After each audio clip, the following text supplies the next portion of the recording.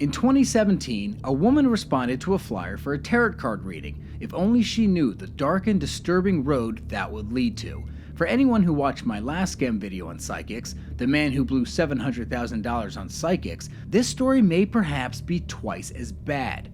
The target lost twice as much money, and twice as many scammers were behind the conspiracy.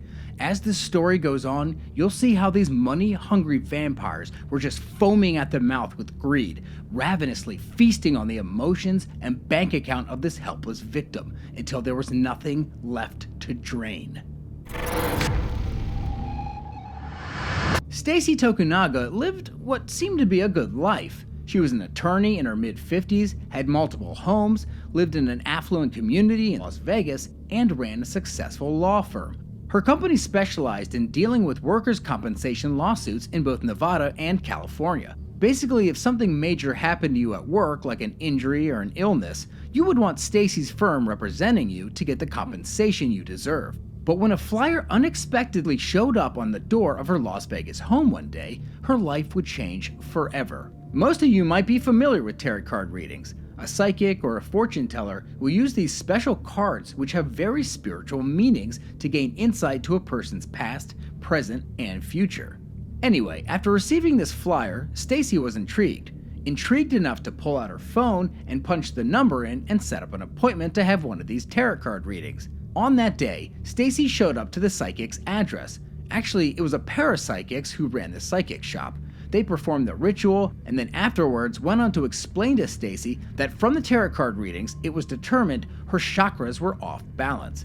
Chakras are a belief dating back to Hinduism in 1500 BC that there are 7 focal points centered all the way down the human body, and they are the spiritual power which drive all of our physical and mental abilities. A lot of times, if you're told that your chakras are out of alignment, it can mean that you're experiencing too much stress, either physically or mentally, or both. When the psychics informed Stacy that her chakras were out of alignment, and most likely because of too much stress, she was probably in agreement. Her job as head of a law firm that worked across 2 states most likely created a lot of stress. And when the psychics told Stacy that they would clear her chakras and get them back into alignment for the low price of $1,500, she probably thought nothing of it. After all, you can't put a price on your health. So she paid them the $1,500, got her chakras where they needed to be, and that would be the end of it, right?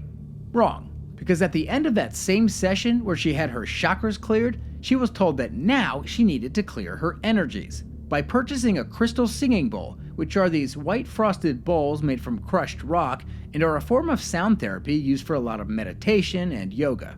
You can buy one on Amazon for around $60 to $100.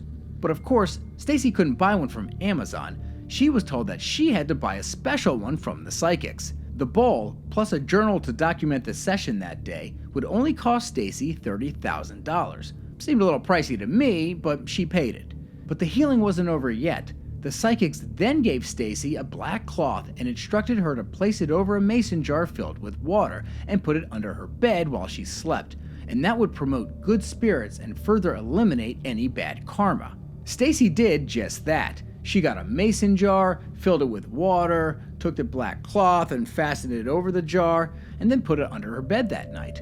The next morning, she retrieved the mason jar from under her bed, and when she lifted it up to her face to inspect, the water had turned red. Well, this obviously freaked Stacy out immensely, so she immediately called her psychic mentors and explained, I did exactly what you told me. I filled the mason jar with water, took the cloth you gave me, put it over the jar, placed it under my bed for the night, and in the morning, the water turned red! One of the psychics on the phone with her tried to calm her down, but tells her that the water turned red because she needed to fix all the rooted evil in her bloodline.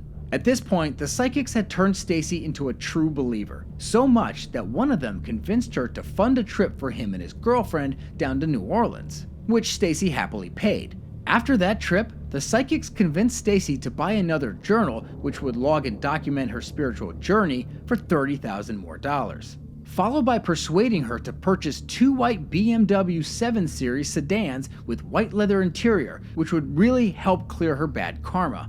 Each cost nearly $130,000, but once again, Stacy complied. From there, one of the psychics convinced Stacy that her life was in jeopardy and that going forward, all payments for these psychic sessions would need to be paid in cash. Stacy agreed to these terms and started handing over so much cash that eventually she didn't have any more money left in her own bank account. So she was forced to start extracting money from her company's bank account and even take out lines of credit just to keep funding her spending habits with these psychics. She ended up paying the psychics somewhere around $500,000 in cash. Now the psychics were on a roll and sought out to see just what else they could get out of Stacy Tokunaga. So they demanded that Stacy allow them to use her credit card for personal use. And again, Stacy obliged. Why? I don't know. Maybe she was in too deep and the psychics had this mental mind control over her, tricking her into thinking that she needed them? Because to this point, Stacy had bought them luxury cars, trips, spent $60,000 on journals and a dumb bowl, taken out $500,000 in credit and even from her own law firm's bank account, and handed over to them her credit card. But the psychics kept pushing her to pay for their spiritual guidance, and if she didn't, then all this work would have been for nothing. Stacy didn't want that. So in order to keep these psychics happy, she handed over $350,000 worth of jewels that were passed down to her as a family heirloom. Let's face it, these psycho scammers would not have stopped until Stacy had absolutely nothing left in her name and was living on the streets. Fortunately for her, and unfortunate for the scammers, when an accountant for Stacy's law firm noticed the money missing in the company's bank account, which she had used to pay the psychics, Stacy was confronted, the authorities were brought in, and the entire scheme began to unravel. Police began to look into these so-called psychics, and it wasn't long before David Marks and Sherry Marks were brought forward and accused of posing as psychics in order to swindle $1.5 million from Stacy Tokunaga.